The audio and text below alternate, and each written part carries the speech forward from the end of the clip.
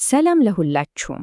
የዓለም ፍጻሜ መቼ ነው የሚለው ጥያቄ ለዘመናት የሰው ልጅን ሲያወዛግብ ቆይቷል። ዛሬ ግን አንድ በጣም የተለየና ጥልቅ የሆነ ስነ መለኮታዊ ጥያቄን እንመለከታለን። ይኸውም ስለ መለኮታዊው የኃጢአት ስርየት ጊዜ አጠባበቅ ነው። እስቲ በጥልቀት እንመርምረው። እንግዲህ የዛሬው ውይይታችን ማጠንጠኛ ይሄ ጥያቄ ነው። ለእውነተኛው ወይም ለሰማያዊው መቅደስ የኃጢአት ስርየት በትክክል የሚጠናቀቀው መቼ ነው? በእርግጥ ጥያቄው ቀላል ሊመስል ይችላል። መልሱ ግን በጣም ውስብስብ እና እንዲያውም አከራካሪ ነው። እስቲ አብረን እንፈትሸው። መልሱን ለማግኘት እንዲረዳን ይህንን ትንታኔ በአራት ዋና ዋና ክፍሎች ከፋፍለነዋል። መጀመሪያ ቁልፍ ቃላትን እንፈታለን። ቀጥሎ ዋናውን ክርክር እንመለከታለን። ከዚያ የጸሐፊውን መፍትሄ እናያለን። በመጨረሻም ይህ ሁሉ ምን አንድምታ እንዳለው እንመረምራለን። እሺ፣ ወደ መጀመሪያው ክፍላችን እንግባ። የክርክሩን መሰረት ለመጣል በመጀመሪያ የኃጢአት ስርየት እና መቅደስ በዚህ አውደ ጽሑፍ ውስጥ በትክክል ምን ማለት እንደሆነ መረዳት አለብን። እዚህ ጋር የክርክሩ መነሻ ነጥብ አለ። ጸሐፊው ሁለት ፍጹም የተለያዩ ስፍራዎችን ይለያያል።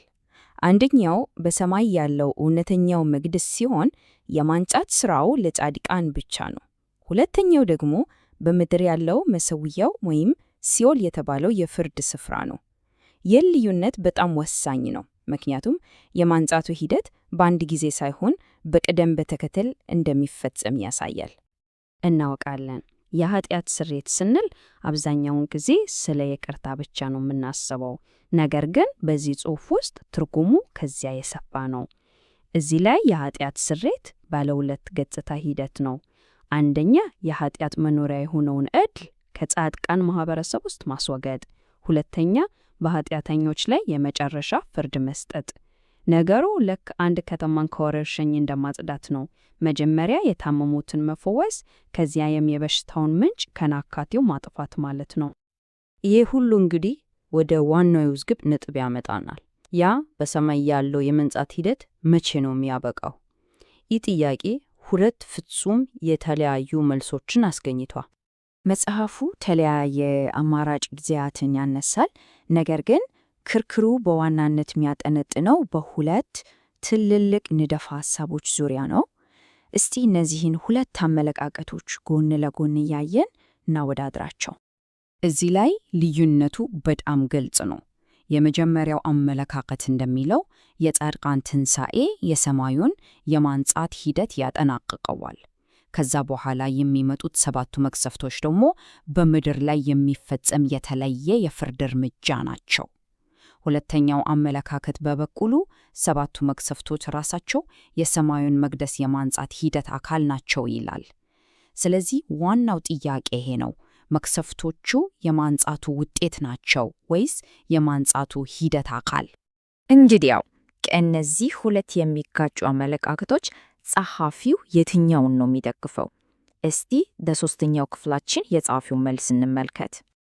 እዚህ ላይ የጸሐፊው መልስ ምንም አይነት ጥርጣሬ አይተውም። የመጀመሪያውን አመለካከት ሙሉ በሙሉ እንደሚደግፍ በግልጽ ያስቀምጣል። ጥቅሱን ልብ በሉ። የመጀመሪያው ትንሣኤ የእውነተኛው መቅደስ የኃጢአት ስርየት ነው። ሰባቱ መቅሰፍቶች ደግሞ የሲኦል የኃጢአት ስርየት ናቸው። እቺ ማለት ሁለቱ ሂደቶች ተለያዩ እና በቅደም ተከተል የሚከናወኑ ናቸው ማለት ነው። ይሄ ለምን እንዲህ ወሳኝ ሆነ? ምክንያቱም የጻድቃን ትንሣኤ ራሱ የእግዚአብሔር ፍትሕ እና የሕጉ ትክክለኝነት ማረጋገጫ ሆኖ ያገለግላል። ስለዚህ በሰማይ ያለው የኃጢአት ጥያቄ አንዴ ከተዘጋ የመጀመሪያው የማንጻት ምዕራፍ ተጠናቀቀ ማለት ነው።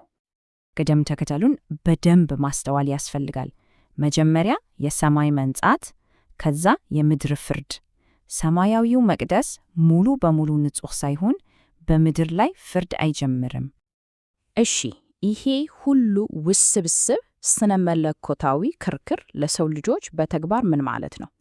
በአራተኛው እና በመጨረሻው ክፍላችን ያመለካከት በሰዎች የመጨረሻው ፍርድ ላይ ስላለው አንድምታ እንመለከታለን።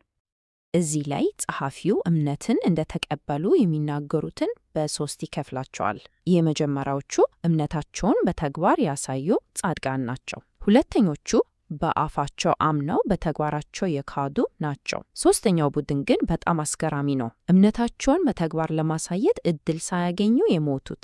የመጨረሻው ፍርድ በዚህ ልዩነት ላይ የተመሰረተ ይሆናል። ይህ ምስል በግልጽ እንደሚያሳየው የመጨረሻው ፍርድ በአንድ ቅጽበት የሚፈጸም ድንገተኛ ክስተት አይደለም። ይልቁንም ግልጽ የሆነ ቅደም ተከተል ያለው ደረጃ በደረጃ የሚከናወን ሂደት ነው። እንግዲህ የፍጻሜው የጊዜ ሰሌዳ ይህን ይመስላል። በምድር ላይ በሚመጡ መቅሰፍቶች ይጀምራል። ሰይጣን ከታሰረ በኋላ የ1000 ዓመት መንግሥት ይመጣል። ከዚያም የመጨረሻው ፍርድ ከተሰጠ በኋላ ሞት ራሱ እስከሚጠፋበት የመጨረሻው ነጥብ ድረስ ይደርሳል። ያንዳንዱ ደረጃ በቀደመው ላይ የተገነባ ነው እና በመጨረሻ ሁሉም ነገር ወደዚህ ይጠቃለላል። 2 ፍጹም የተለያዩ ዕጣዎች። የተነጻው ሰማያዊ ግዛት ለዘላለም ሲጠበቅ፣ የምድር የፍርድ ቦታ ግን ከነአካቴው ይጠፋል። ይህ የመጨረሻውና ማይቀለበስ መለያየት ነው። ስለዚህ ይህ አጠቃላይ ትንታኔ አንድ ትልቅ ጥያቄ እንድንጠይቅ ያደርገናል። እምነት በተግባር የሚረጋገጥ ከሆነ የራሳችን እምነት የመጨረሻ ማረጋገጫው ምንድን ነው? ይህ ጥያቄ ሁላችንም ልናስብበት የሚገባ ነው። ስለተከታተላችሁ እናመሰግናለን።